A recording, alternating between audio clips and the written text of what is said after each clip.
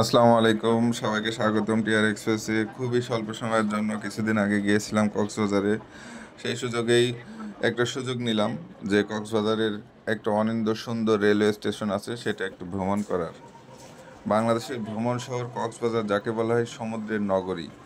এতদিন যেখানে যাওয়ার ভরসা ছিল বাস আর বিমান, কিন্তু এখন যুক্ত হয়েছে নতুন নতুন একটি মাধ্যম, ট্রেন।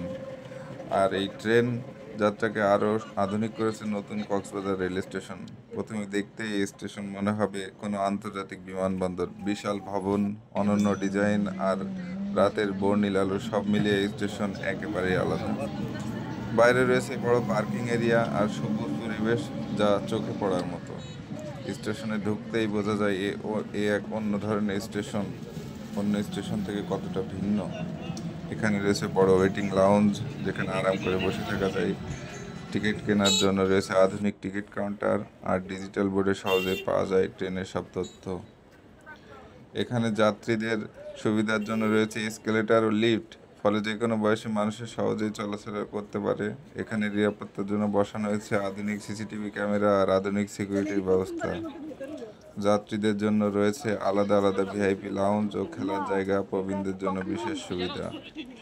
হুইল চেয়ারের মাধ্যমে সহজে ওঠানামার ব্যবস্থা থাকায় শারীরিকভাবে দুর্বল মানুষেরা নিশ্চিন্তে ভ্রমণ করতে পারবেন।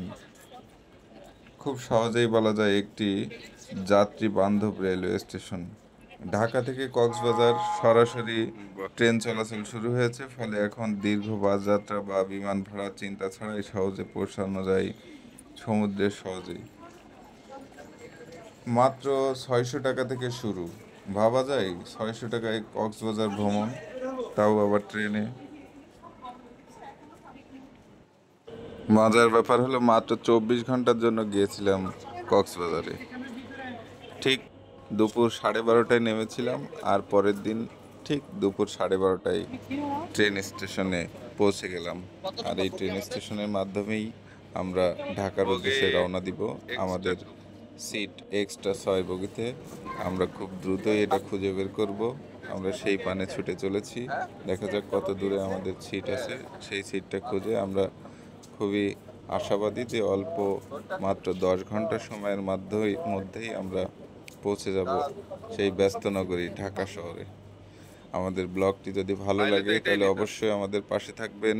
লাইক, কমেন্ট, সাবস্ক্রাইব করে অবশ্যই পাশে থাকার সবার কাছে অনুরোধ রইল। ধন্যবাদ।